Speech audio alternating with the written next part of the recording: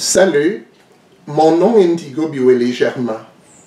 Je suis un chef traditionnel camerounais, auteur, inventeur et chevalier de l'Ordre de la Valeur.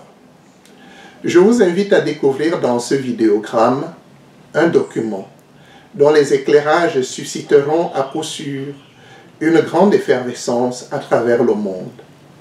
Prenez le temps d'écouter avant de juger, de peur de passer à côté d'un faisceau de révélations qui bouleverseront, j'en suis convaincu, la vie sociopolitique, économique et culturelle de vos États dans les toutes prochaines années. 50 éclairages pour un monde meilleur.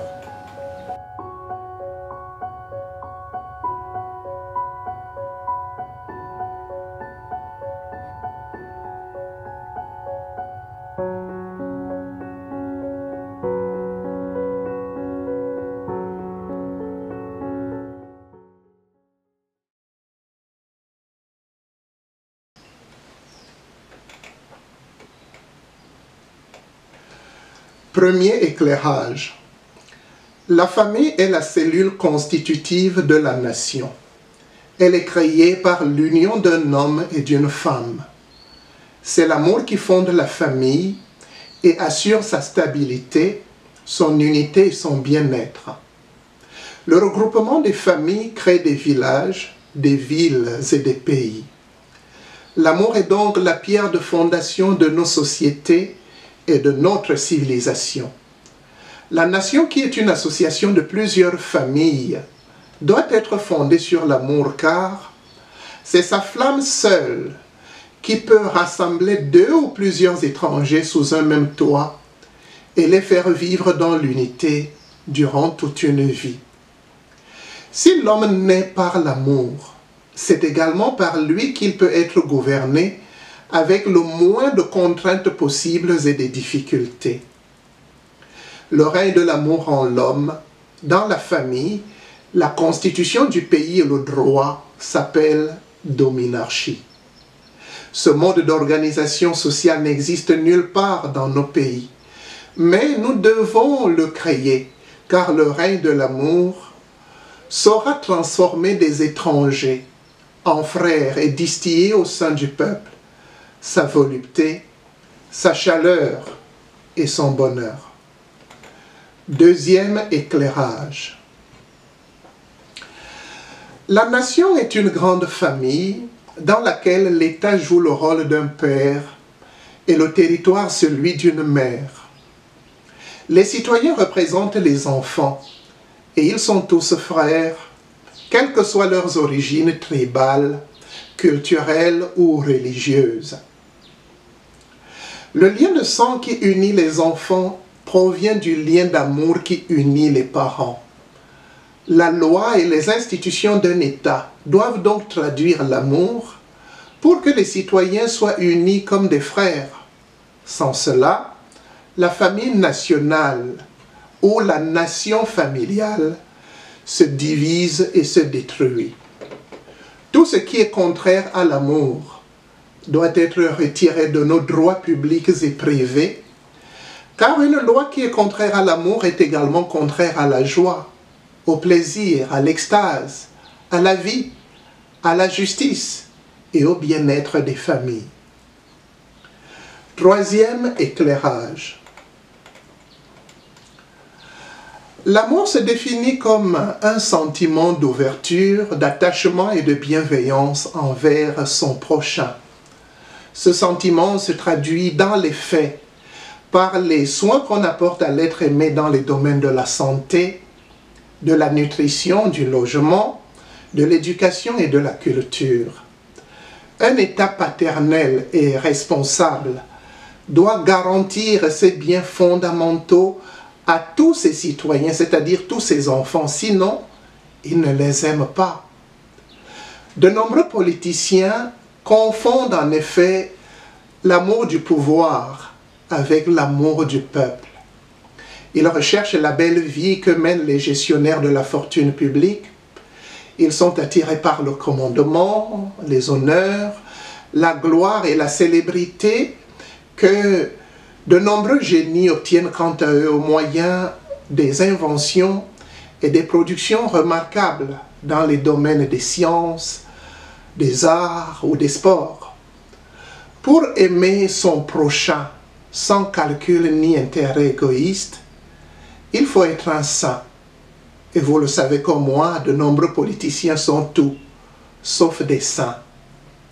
Ils doivent pourtant le devenir, afin que la politique cesse d'être un jeu de tromperie, de trahison, de combat fratricide et d'asservissement des peuples. Un bon père donne son repas aux enfants qui meurent de faim. Il est malade lorsque ses enfants sont malades. Il n'inscrit pas certains enfants à l'école et abandonne d'autres dans les rues et les marchés.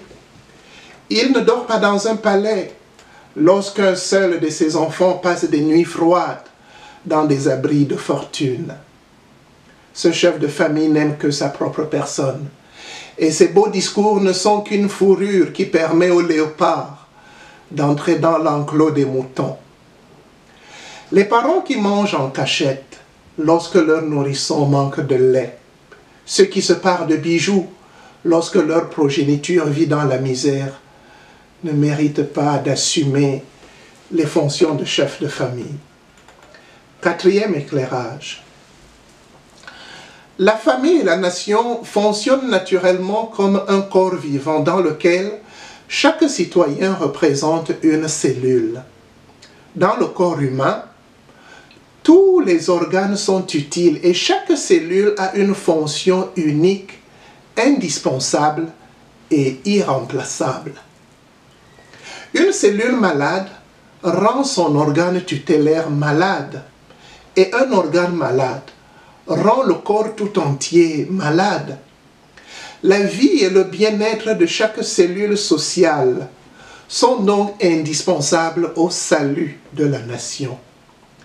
L'homme est la pierre angulaire de l'édifice social, car sans lui, il n'y a pas de famille, et sans famille, il n'y a pas de nation. La vie de chaque citoyen est donc sacrée, et c'est par son bonheur que se construit celui de la nation tout entière.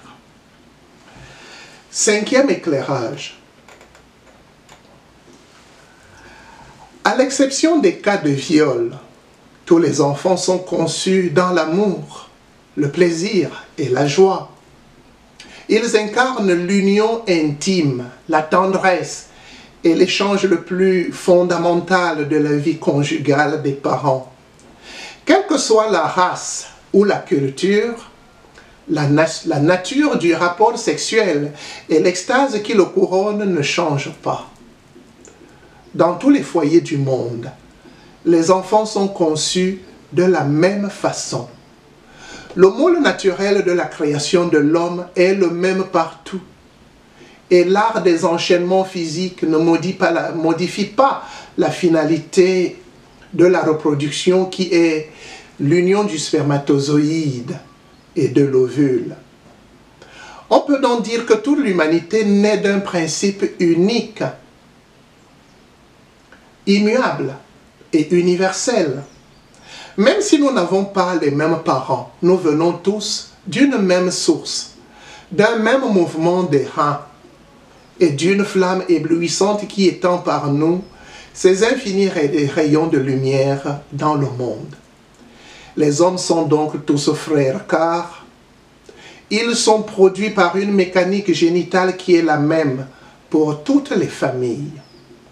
Nous sommes les fruits de l'arbre de l'amour, et les différences de couleur, de taille ou de saveur ne changent pas la nature humaine de notre esprit. Pour être plus explicite, on peut dire que si A et B sont créés par un même principe X, A et B sont frères. Dans la vie humaine, c'est ce qui enfante l'Africain qui donne également vie à l'Européen, à l'Américain et à l'Asiatique. Nous sommes les filles et les fils de l'amour et nos parents ne sont que les pressoirs dans lesquels cet amour brasse ses gamètes pour créer l'humanité. Nous sommes simplement les instruments de son œuvre, car ce n'est pas nous qui créons les spermatozoïdes et les ovules, les appareils génitaux et le bien-être que leur union engendre. Nous sommes les enfants de l'amour. Et en cela, nous sommes tous frères, frères et sœurs. Celui qui méprise ou maltraite donc son prochain commet un outrage contre le feu de l'amour dont cette personne est une étincelle. Il offense la loi qui l'a fait naître et qui trouve en son prochain un autre alinéa de son discours. En tant que fruit de la passion de nos parents, nous incarnons la volupté, la jouissance, le bonheur et ce qu'il y a de plus grand, de plus fort et de plus admirable dans ce monde, à savoir l'amour. Le fruit de l'amour est également amour. En cela, nous sommes tous beaux et méritons d'être aimés.